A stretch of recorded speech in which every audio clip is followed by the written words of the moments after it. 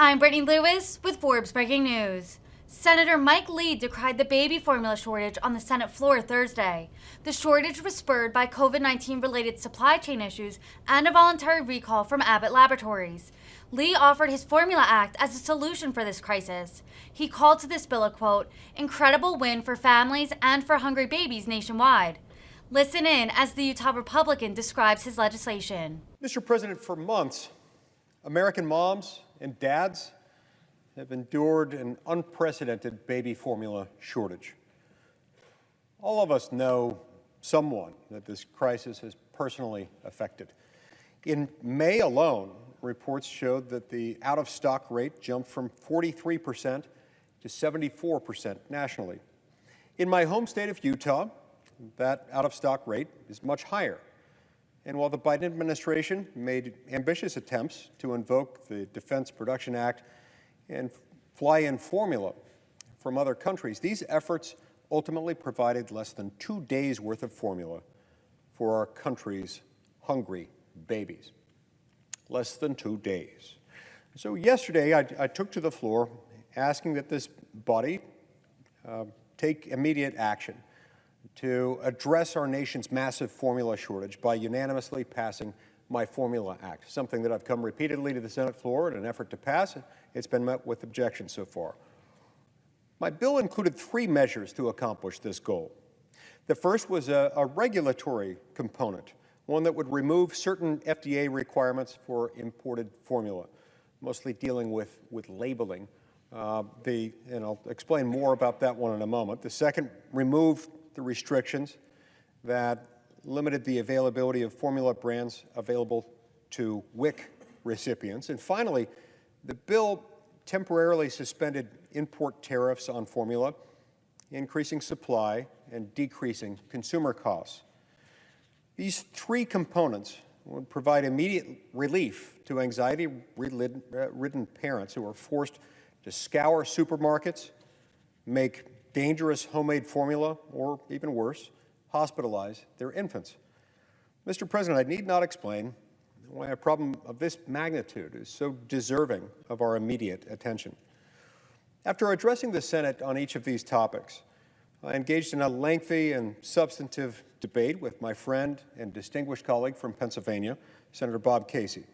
I listened intently to his objections regarding his concern for the safety and quality of formula crossing over our borders.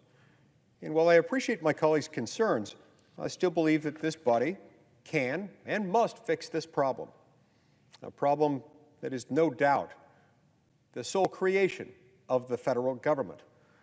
It's no accident, for example, that we're the only country facing this particular shortage. No other country is dealing with this because our country and our own federal laws in this area and the way they've been enforced and implemented have caused it. So I'm determined to provide relief to families dealing with this inexplicably, unnecessarily prolonged crisis. For far too long, the people enduring this mess have gone without answers. And so in the spirit of comedy and compromise, I've modified my request by removing the FDA regulatory component of the bill. I hope that this would resolve any reservations that my colleague from Pennsylvania may have had regarding the safety of these products. And I should add here, those concerns are not concerns that I agree with, for the simple reason that the countries that under my bill we would have allowed to produce formula, to have that formula introduced into the United States, they're countries that we have already identified as having safe regulatory systems. They are countries with regulatory systems that are strong enough, in fact, that we allow imports of their pharmaceutical products produced in those countries because their standards are as rigorous as those imposed by our own FDA. Nonetheless, I offered to remove that and made that a request for passage by unanimous consent. Still, my friend objected to expanding the range of products available to WIC recipients. Remember, this component of the bill would have simply allowed American moms and dads who are beneficiaries under the WIC program to use their vouchers to purchase any form of formula they prefer, or more commonly these days, any form of formula that's available, whereas right now the WIC vouchers require you to stick to the brand specified on the voucher in question. My distinguished colleague objected also to that version of what I offered, despite the retention of FDA regulatory authority and the fact that wealthy Americans are personally importing these products already from Europe. And while I find this unfortunate, I was still determined to reach an argument, to make an argument and to ultimately formulate an agreement consistent with that argument to fix a problem that our federal government has created and in which it's made no discernible progress in its attempts to resolve it. So again, in the spirit of comedy and compromise and a willingness to do absolutely whatever it takes to provide whatever relief we can provide to hungry babies throughout America suffering from malnutrition, I modified my request yet again, this time to include only the provisions related to the tariff suspension. And while I'm hopeful that we'll be able to come together to address the concerns of my colleagues and pass the first two provisions of my bill as well, I hope to report today to families across the country that my legislation has achieved unanimous support and passed the Senate. Mr. President, this would be an incredible win for families and for hungry babies nationwide. My bill will make meaningful headway in dealing with an issue that some doctors call, quote unquote, the worst crisis of their careers.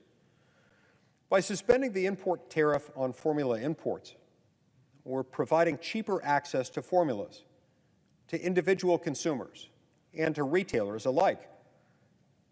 No longer will access to these safe formulas be limited to a select group of wealthy individuals. Because again, wealthy individuals have been able to pay the higher prices and suffer the inconvenience of going online or otherwise making a special order on their own of these European formulas. Again, these European formulas from the countries that we're talking about, countries covered by the bill, are countries that produce safe, effective formula and that are regulated by regulatory bodies that are every bit as stringent as the U.S. Food and Drug Administration. And on that basis, in fact, we import pharmaceutical products from those same countries.